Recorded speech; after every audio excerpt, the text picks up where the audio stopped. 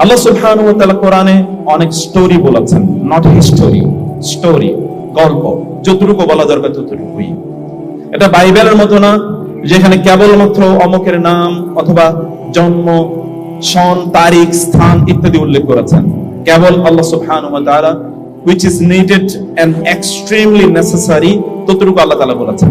তোমাদের একটি হচ্ছে আল্লাহ সুবহানাহু ওয়া তাআলা মুসা আলাইহিস সালাতু ওয়াস সালাম এর মাকে বললেন, ইন্না রাদুহু ইলাইকা ওয়া জাইলুহু মিনাল মুরসালিন, আমি মুসাকে আপনার কাছে আবার ফিরিয়ে দেব এবং তাকে আমি রাসূল বানাবো। কাই তাকাররা আইনুহু ওয়া লা তাহজান, যেন আপনার চোখ আপনার সন্তানকে দেখে যেন আপনার চোখ শীতল হয়ে যায়।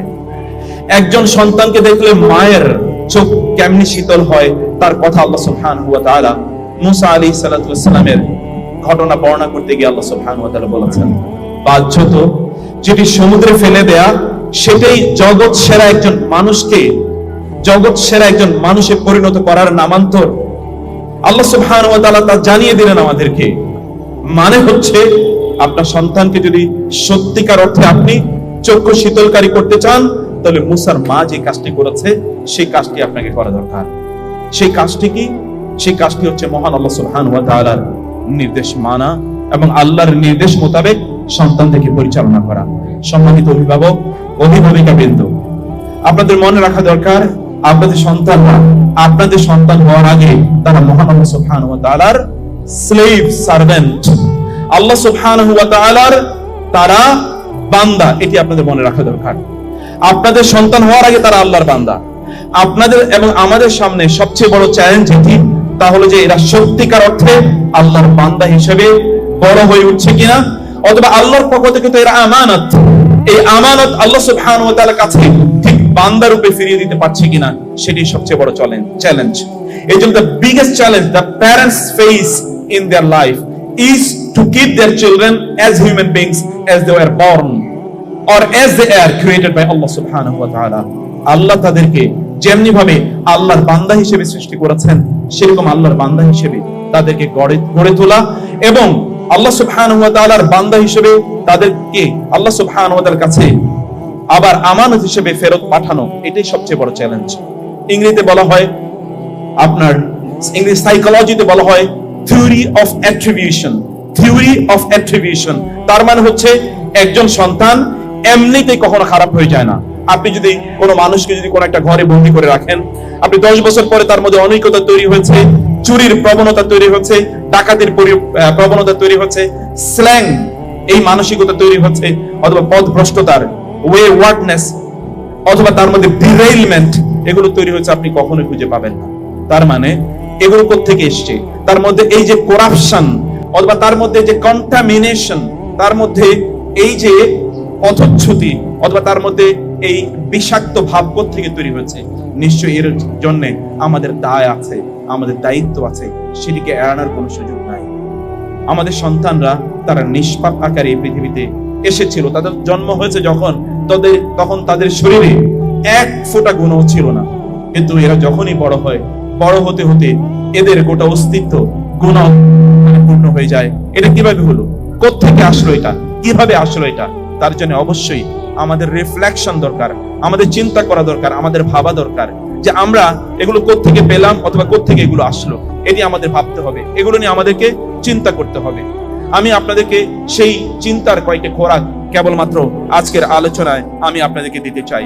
সম্মানিত ভাইরা এবং আমার প্রাণপ্রিয় বোনেরা, আল্লাহ সুবহানাহু ওয়া তাআলা আমাদের সন্তানদেরকে আমাদের জন্য নেয়ামত হিসেবে প্রদান করেছেন। বিশ্বাস করুন, আমি ব্যক্তিগতভাবে জানি কত এমন মানুষ আছে যারা একটি সন্তানের জন্য কি পরিমাণ যে কান্নাকাটি করে, তারা কত দৌড়াচ্ছে পাগলের মতো, তারা ডাক্তারের কাছে যায়, তারা কোন কনসালটেন্টের কাছে যায়, কিভাবে একজন সন্তান তারা পাবে। কিন্তু এমনি যে আপনার সন্তান পেলেন, দিস আর গিফট ফ্রম আল্লাহ সুবহানাহু ওয়া তাআলা। আমাদের জীবনকে সাজানোর জন্য আমাদের অনেক ধরনের আয়োজন থাকে। কেউ আমরা একটা পারফেক্ট অথবা কমপ্লিট জীবন চাই, কেউ আমাদের জীবনটা চাই একটা নিরাপদ জীবন।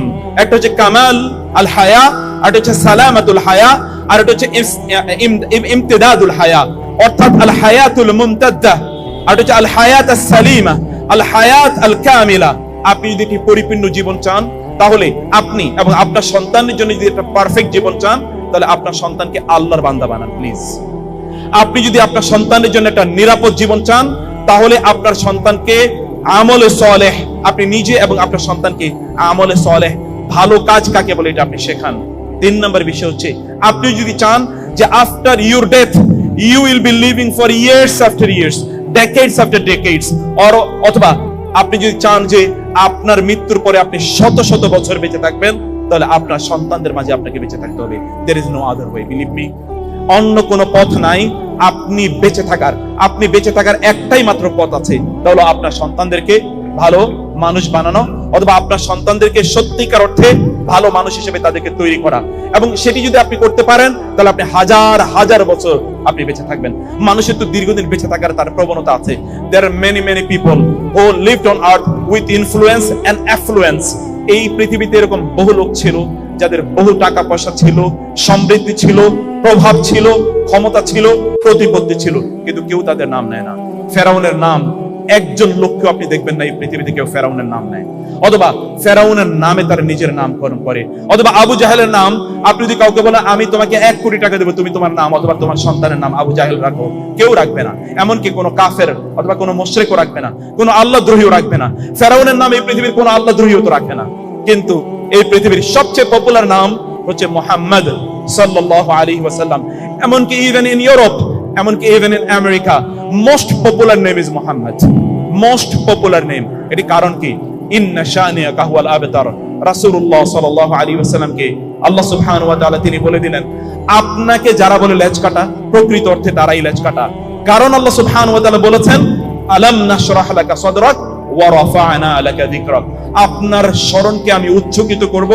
এমনকি এই পৃথিবীতে একটি সেকেন্ডও যাবে না, অথবা স্প্লিট সেকেন্ড, একটি সেকেন্ডকে যদি 1000 ভাগ করা হয়, একটি মুহূর্ত যাবে না যখন আপনার নাম মানুষ উচ্চারণ করবে না।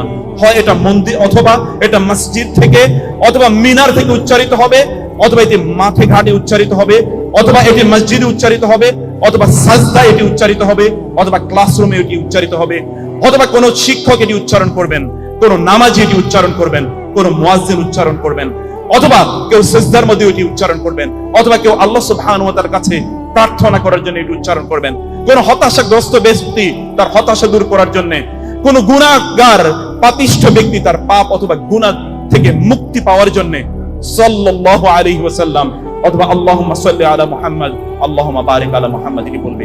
এবং সত্যিকার অর্থে ওই যে মালয়েশিয়া থেকে, ইন্দোনেশিয়া থেকে শুরু করে, জাপান থেকে শুরু করে মরক্কো পর্যন্ত আপনি যদি ইতিহাস খোঁজেন, দেখবেন একটি মুহূর্তও যায় না যখন লোকেরা আশহাদু আন্না মুহাম্মাদার রাসূলুল্লাহ এটা বলে না। এটি একটাই মাত্র কারণ, তা হচ্ছে তার জীবনকে তিনি মহান আল্লাহ সুবহানাহু ওয়া তাআলার জন্য উৎসর্গ করে দিয়েছেন। আল্লাহুম্মা ইন্না সালাতি ওয়া নুসুকি ওয়া মাহইয়ায়া ওয়া মামাতি লিল্লাহি রাব্বিল আলামিন লা শারীকা লাহু ওয়া বিযালিকা উমিরতু ওয়া আনা আউয়ালুল মুসলিমিন।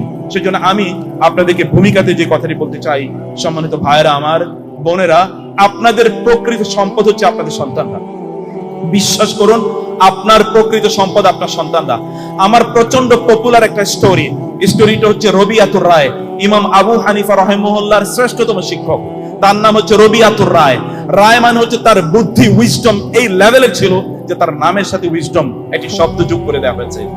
ইমাম আবু হানিফা রাহিমাহুল্লাহর শ্রেষ্ঠতম শিক্ষক হচ্ছেন রবিয়াতুর রায়। রবিয়াতুর রায় এর বাবার নাম ছিল ফররুখ। ফররুখ ছিলেন একজন মর্দে মুজাহিদ। তিনি জিহাদ করার জন্য বের হয়ে যেতেন। তার গোটা জীবন তিনি জিহাদের ময়দানে তিনি কাটিয়ে দিয়েছেন। একবার মনে হলো অনেক জিহাদ করেছি, এখন অন্তত সংসারী হওয়া দরকার, বিয়ে করবেন। তিনি মদিনায় চলে আসলেন। একটি মেয়েকে, তিনি দিনদার একটি মেয়েকে দেখে তিনি বিয়ে করলেন। বিয়ে করার 6 মাসের মাথায় তার জন্য আবার ঘোষণা আসলো যুদ্ধের ময়দানে যাওয়ার জন্য। তিনি যুদ্ধের ময়দানে যাবেন। তার স্ত্রীকে তিনি 30,000 দিনার, 30,000 দিনার মানে হচ্ছে 30,000 গোল্ড কয়েন তার স্ত্রীর কাছে দিয়ে গিয়ে বললেন, আমি যুদ্ধের ময়দানে যাচ্ছি, it may take 1 month or 2 months or 6 months, এবং after my participation in the battlefield, যুদ্ধের ময়দান থেকে ফিরে আসার পর আমি তোমার কাছ থেকে আবার এই আমানতটি ফিরে নেব, 30,000 দিনার গোল্ড কয়েন আমি তোমার কাছ থেকে ফিরে নেব। এর মধ্যে তোমার যতটুকু প্রয়োজন হয় তুমি তা খরচ করবে, বাকিটা তুমি কিন্তু আমাকে দিতে হবে। তিনি চলে গেলেন, but he never came back. তিনি আর ফিরে আসলেন না। স্ত্রী স্বামী যদি না থাকে, বোনেরা আমার এখানে আছেন, আমি জানি এটা কতটা কষ্টের। আমার ওয়াইফ যদি একদিন আমাকে না পায়, তাহলে মনে হচ্ছে যেন তিনি মনে করেন যে আমি একদিন যদি ঢাকার বাইরে কোথাও যাই, তাহলে তিনি কাঁদতে কাঁদতে অস্থির। I know that all the sisters love their husbands in this way. তারা তাদের স্বামীদেরকে এরকমই ভালোবাসেন। স্বামীরা ভালো করে শুনবেন প্লিজ, বোনেরা এরকম ভালোবাসেন, এমনকি তারা তাদের কলিজার সবচেয়ে গুরুত্বপূর্ণ জায়গাগুলোতে তাদের স্বামীদেরকে তারা স্থান দিয়ে রাখেন। যেহেতু আমি বলছিলাম যে তার স্বামী ফিরে আসে না, তার জন্য কতটা কষ্টের। তিনি রাস্তার দিকে তাকিয়ে থাকেন, লোকদেরকে জিজ্ঞেস করেন, যুদ্ধের সেনাপতিকে জিজ্ঞেস করেন আমার স্বামী কোথায়, জানি না তো। সেখানে তার সাথে সহযোদ্ধা যারা ছিলেন তাদেরকে জিজ্ঞেস করেন আমার স্বামী কোথায়। একজন বলছে দেখলাম পূর্ব দিকে চলে যাচ্ছে, পূর্ব দিকে, কিন্তু এরপরে তো আর দেখিনি। আরেকজন বললো যে মনে হয় তিনি যুদ্ধের ময়দানে শাহাদাত বরণ করেছেন, মনে হচ্ছে এরকম কারো একটা চেহারা দেখেছি। যখন অনেক দিন অতিক্রান্ত হয়ে যায়, প্রায় 30 বছর অতিক্রান্ত হলো, স্বামী ফিরে আসেনি। তিনি ভাবলেন স্বামী তো আর আসবেন। হঠাৎ করে আফটার 30 ইয়ার্স একজন ব্যক্তি মসজিদে নববীতে তিনি আসরের সালাত আদায় করলেন। আসরের সালাত আদায় করার পর তিনি এবার একটু রাস্তায় ঘুরছেন, কি যেন তিনি খুঁজছেন। আবার মাগরিবের সময় চলে আসলো, তিনি মসজিদে গেলেন, মাগরিবের সালাত আদায় করলেন। এরপর তিনি আবার রাস্তায় কি যেন খুঁজছেন। এরপরে এশার সালাতের সময় হয়ে গেল, এশার সালাত আদায় করে তিনি তারপরে খুঁজছেন। খুঁজে হঠাৎ করে একটা ঘরের মধ্যে তিনি ঢুকে গেলেন। ওই ঘরে একটা ইয়াং ম্যান ছিল, একটা যুবক। যুবক বের হয়ে এসে বলল, আপনি আমার ঘরে কেন ঢুকলেন? আমাদের এখানে নারীরা আছে, আপনি আমাদের কাছ থেকে অনুমতি না নিয়ে কেন ঢুকলেন? তিনি বললেন, এটা তো আমার ঘর, এটা কিভাবে আপনার ঘর? বের হন আপনি ঘর থেকে, এই ঘরে তো আপনার আসা ঠিক হয়নি, আপনি বের হয়ে যান। তাকে বের করে নিয়ে এসে বাইরে একটু কথা কাটাকাটি হচ্ছে। এমনি সময় একজন বৃদ্ধা নারী জানালা দিয়ে তাকালেন। তাকে দেখলেন একজন বৃদ্ধ লোকের সাথে তার ছেলে সেখানে বিতর্ক করছে। বৃদ্ধ লোক বলছে এটা আমার বাড়ি, আর এই ছেলেটি বলছে না এটা আমার বাড়ি। আপনি কি একজন আগন্তুক, স্ট্রেঞ্জার, একজন গরিব আননোন পারসন, আপনি এখানে ঢুকে যেতে পারেন না, এখানে তো অনেক নারীরা আছেন, আপনি সেখানে ঢুকে যেতে পারেন না। তিনি বারবার বলছেন না আমার বাড়ি। ওই নারী তাকিয়ে দেখে কিছুক্ষণ পর চিৎকার করলেন, বাবা রবিয়া, ও তো তোমার বাবা, ও তোমার বাবা, তাকে নিয়ে আসো ঘরে। চিন্তা করে দেখেন আফটার 30 ইয়ার্স এই রবিয়া যখন তার মায়ের পেটে, তখন বাবা চলে যান। 30 ইয়ার্স পর্যন্ত তিনি শুনেছেন তার বাবা নাই, মারা গেছেন। হঠাৎ করে বাবাকে পেলেন, বাবা ছেলে একজন আরেকজনকে জড়িয়ে ধরে কান্না।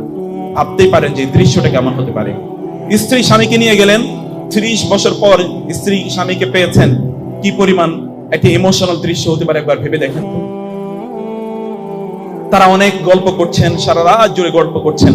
ফজরের নামাজের আজান হয়ে গেল। স্ত্রী স্বামীকে বললেন, আপনি যাবেন না বাজারে, আপনি সালাতে যাবেন না? বলে হ্যাঁ সালাতে যাচ্ছি, তবে একটা ঘটনা এখনো বলা হয়নি, ওই যে তোমাকে যে 30,000 দিনার দিয়ে গিয়েছিলাম, ওগুলো কি অবস্থা? বলে বলে হিসাব এখনই লাগবে? বলে বলো না। বলে আপনি সালাত পড়ে আসেন, তারপরে আমি হিসাবের কথা বলবো আপনাকে। সালাত তিনি পড়তে গেলেন। সালাত পড়ে, ফজর সালাত পড়ে তিনি দৌড়ে তিনি বাসায় চলে আসবেন, কারণ 30 বছর পর স্ত্রীর সাথে দেখা। গল্প তো এখনো শেষ হয়নি, অনেক গল্প, জীবনের এত গল্প। কারণ সন্তান কোত্থেকে আসলো, কিভাবে আসলো, বড় করলো কিভাবে, ইত্যকার জানবে। তিনি আসলেন, কিন্তু তিনি যখন আসবেন দেখলেন যে লোকেরা দৌড়ে তার সামনের দিকে যাচ্ছে। যারা হজ উমরা করতে গিয়েছেন, মসজিদে নববীতে আপনারা জানেন যে নামাজের পর আলোচনা হয়, লেকচার সেশন হয়, হালাকা হয়। এই হালাকা শোনার জন্য আমরাও দৌড়ে গিয়েছি অনেকবার। যে সবচেয়ে ভালো হালাকা কে করেন, সেরকম উস্তাদের কাছে দৌড়ে যাচ্ছি আমরা, এরকম বহুবার ঘটেছে। তিনি দেখলেন যে লোকেরা দৌড়ে সামনের দিকে যাচ্ছে। তিনি বলে কি ব্যাপার, দৌড়ে যাচ্ছেন কেন? বলে আপনি কি জানেন না, আপনি কি নতুন নাকি এলাকায়? বলে ভাই কি জন্য দৌড়ে যাচ্ছেন? বলে হালাকায় যাচ্ছি। তিনি ভাবলেন আচ্ছা হালাকা কার, একটু শুনি তো। তিনি একটু সামনে এগিয়ে গেলেন, কিন্তু এগিয়ে সামনের বেশি যেতে পারলেন না, লোকেরা অলরেডি লোকারণ্য। তিনি আলোচনা শুনলেন, সুবহানাল্লাহ, এইরকম আলোচনা তো জীবনে কোনোদিন শুনি নাই। কত স্কলারের কাছে ছিলাম, কত আলোচনা শুনেছি, কিন্তু এত চমৎকার আলোচনা তো কোথাও শুনিনি। মন্ত্রমুগ্ধের মতো তিনি আলোচনা শুনলেন। আলোচনা শেষ, ভাবলেন যে চেহারাটি একটু দেখি কে আলোচনা করছিল, কিন্তু তিনি সামনে যেতে পারলেন না, কারণ আলোচনা শেষ। এখন লোকেরা হুমড়ি খেয়ে পড়ছে, শেখের কাছে কিছু প্রশ্ন করবে। অনেকক্ষণ দাঁড়িয়ে থেকে তিনি দেখলেন যে না, ওইখানে যাওয়ার মতো অবস্থা নাই, তিনি বের হয়ে আসবেন। দরজায় একজন লোককে দেখলেন, ভাই এতক্ষণ যিনি আলোচনা করলেন তিনি কে? বলে আপনি কি নতুন নাকি এলাকায়? বলে ভাই নামটা বলেন নাকি। তিনি কে? বলে আপনি ওনার নাম জানেন না, সবাই ওনাকে চেনে, আপনি চেনেন না ওনাকে? প্লিজ আপনি নামটা বলেন না একটু। বলে আরে উনি সবার কাছে পরিচিত, দূর দূরান্তের লোকেরা তার আলোচনা শুনতে আসে, আপনি এখানে ওনাকে চেনেন না, আপনি এটা কেমন কথা বললেন? বলে আপনি কি নামটা বলবেন নাকি আমি যাব? আপনি চেনেন না, উনি শুধুমাত্র জ্ঞানের ক্ষেত্রে নক্ষত্র না, এমনকি দানশীলতার ক্ষেত্রে নক্ষত্র। ওনার কাছে বড় বড় শেখরা বসে থাকে আলোচনা শোনার জন্য, আর আপনি মিয়া তার নাম জানেন না, এটা কি জিজ্ঞেস করেন আপনি? বলে ভাই থাক, আর নাম বলা লাগবে না, আমি যাই। বলে ঠিক আছে নামটা বলি। তার নাম হলো রবিয়াতুর রায়। তার নাম হলো রবিয়াতুর রায়। ফররুখ আলোচনাটি শোনার পর, নামটি শোনার পর হঠাৎ করে তার চোখ থেকে দুই ফোঁটা পানি পড়ছে। তিনি দ্রুত তার ইমোশনটাকে হাইড করার জন্য তিনি অন্যদিকে তাকালেন। তাকে বলল, ভাই জাযাকাল্লাহ খায়র। বাসায় চলে গেলেন। তার স্ত্রী অপেক্ষা করছে। 30 years passed and the husband came back. স্বামী আসছেন। স্বামীর চেহারা কেমন যেন একটু ইমোশনাল। স্বামীকে দেখে তো স্ত্রী বুঝতে পারলেন ঘটনা কি ঘটেছে। স্বামীকে বললেন, আসেন, আপনার 30,000 দিনারের হিসাব নেবেন না? বসেন, হিসাব দিচ্ছি। বলো না, আমাকে তুমি বলো, রবিয়ার মা, আমি শুনলাম তোমার ছেলে আলোচনা করছে, সত্যিকারই তোমার ছেলে রবিয়া নাকি অন্য কেউ? বলে, আপনি আগে 30,000 দিনারের আলোচনা শুনুন না আমার কাছ থেকে। বলো না, আগে তুমি বলো, এই ছেলেকে তোমার ছেলে রবিয়া নাকি অন্য কেউ? বলে, হ্যাঁ, ওই যে ছেলে, আপনি যে সন্তান আপনি আমার পেটে রেখে গিয়েছেন না, এ হলো সেই ছেলে। আপনার এই আমানতকে আমি এমন ভাবে লালন করেছিলাম, আপনি নাই, লোকেরা মনে করবে যে আমার ছেলে ইয়াতিম, এই ইয়াতিমকে কেউ হয়তো বা পড়াবে না। এই জন্য আমি মদিনার সবচেয়ে বড় স্কলারদেরকে আমি হায়ার করেছি, আমি তাদেরকে ভাড়া করেছি, আমি তাদেরকে অর্থ দিয়েছি। আপনার ওই যে 30,000 গোল্ড কয়েন আমি আজকের এই রবিয়াকে তৈরি করার জন্য বিনিয়োগ করেছি। এবার আপনি বলেন, আপনি কি সেই 30,000 দিনার আমার কাছে ফেরত চান নাকি এটা রবিয়া লাগে? তিনি বলেন, এরকম 1000 কোটি দিনার আমার ব্যয় করতে পারি আমি, কিন্তু একটা রবিয়াতুর রায় আমার কাছে 1000 কোটি দিনার চেয়ে অনেক অনেক বেশি। একটা রবিয়াতুর রায় তৈরি করার জন্য দীর্ঘ দিনের সাধনা লাগে, একটা প্রত্যয় লাগে, অধ্যাবসায় লাগে, এবং এইরকম একটা স্বপ্ন আপনার কাছে থাকতে হয়। সম্মানিত ভাইয়েরা এবং বোনেরা, আমি বলছি সত্যিকার সম্পদ কাকে বলে, এই সম্পদের একটা গল্প কেবলমাত্র আমি আপনাদেরকে শোনাতে চেয়েছি। আল্লাহ সুবহানাহু ওয়া তাআলা আপনাদেরকে যে সন্তান প্রদান করেছেন, এই সন্তানকে লালনের জন্য, এদেরকে লালন পালনের জন্য আপনাদের লাগে উইজডম, আপনাদের লাগে হচ্ছে প্রজ্ঞা, দূরদর্শিতা। এটা শুধুমাত্র কেবলমাত্র জ্ঞানের উপর, পুঁথিগত বিদ্যার উপর নির্ভর করে না। এটা